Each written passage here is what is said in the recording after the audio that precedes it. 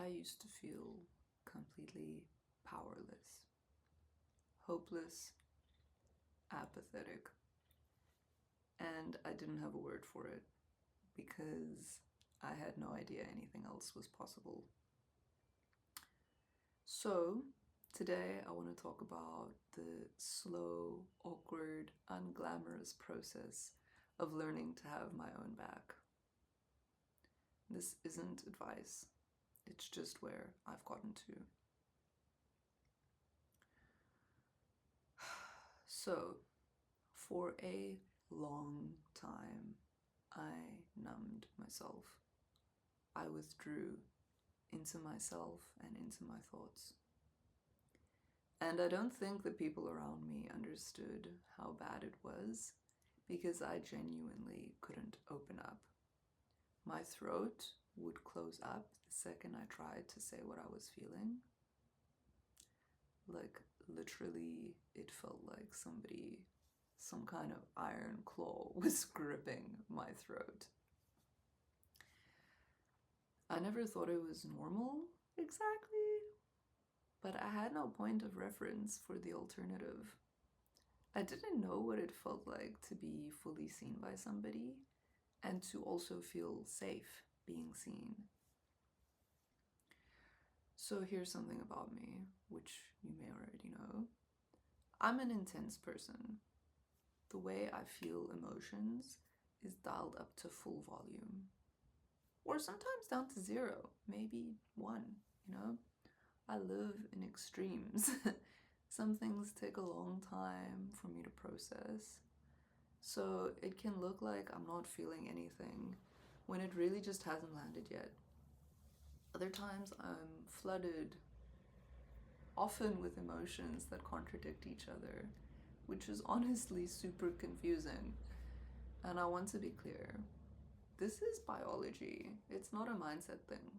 What mindset gives me is awareness, noticing what's happening inside me in the moment. It's really easy for me to get overwhelmed. Small things can feel enormous. And what I've had to learn is that judging myself for that doesn't get me anywhere. It just leads me to shame. And shame might be the most crippling thing that any of us carries.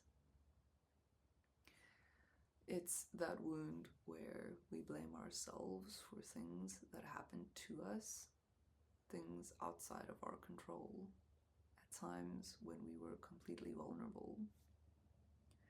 I used to feel ashamed constantly, and I still do sometimes. But now I try to treat myself with the same kindness that I would extend to anyone else. Which brings me to something I think a lot of us get wrong. We confuse being nice with being kind. We treat self-sacrifice like it's generosity. But being kind to somebody should never mean, or it should never require, being unkind to yourself. It just doesn't make sense, right? And if somebody in your life expects that of you, I would really ask you to look hard at that relationship. The other thing I've been working on is trusting my gut. And if you've ever listened to the podcast Real Survival Stories, you will know. Intuition speaks loudest in critical moments, and ignoring it can be completely disastrous. I'm not talking about anxiety or self-doubt. I am talking about a sudden, clear knowing. If you ever get that signal, that bad feeling about what's coming, listen to it. Listen to it every single time. It can save your life. Right? Okay, and I'm sorry, that felt a bit serious, but it's true. It is actually true. And intuition, that aside, it's not just for emergencies. It's always there. And learning to respect mine has genuinely made me more confident in my own decisions.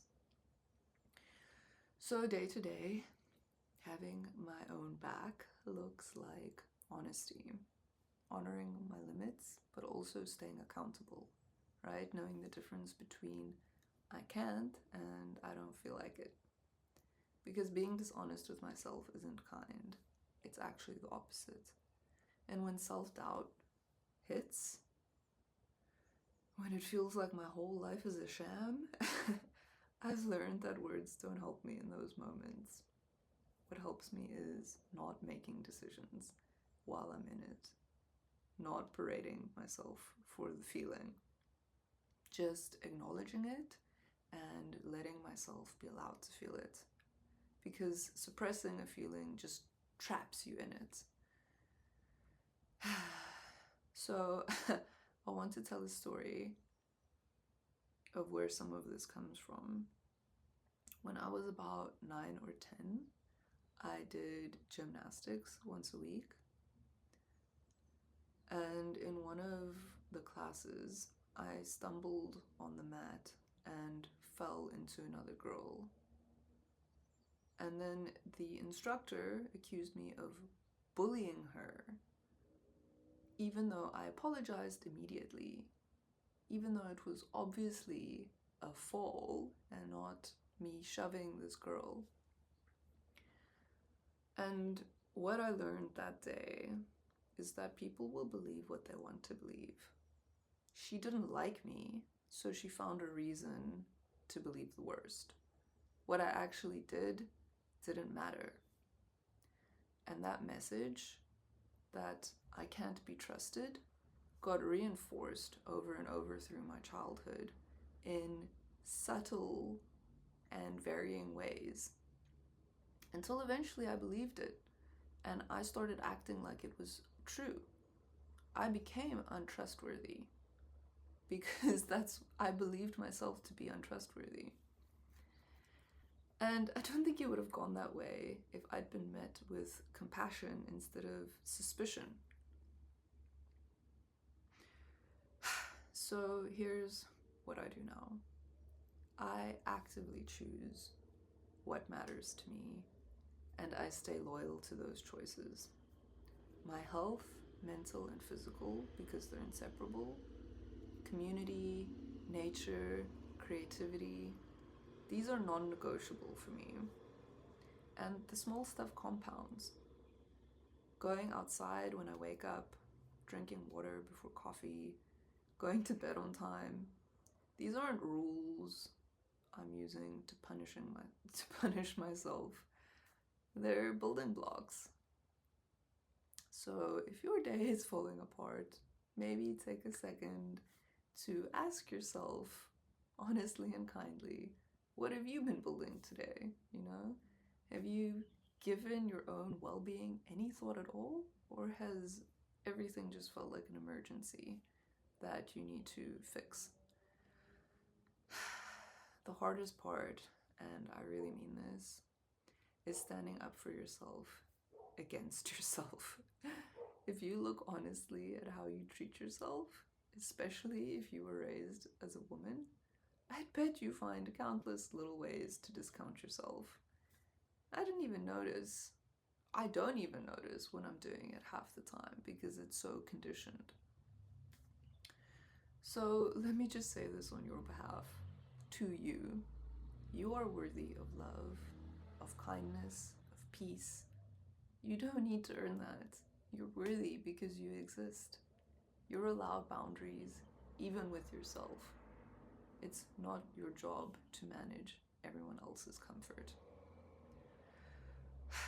I want to leave you with a dare. Do one thing, just one that is purely for yourself. Something that genuinely lights you up. Commit to it, be patient with it, and notice how much sweeter something is when you earn it through your own will. So that's it from me. Take care of yourself, please, and I mean, really. And I'll see you in the next one.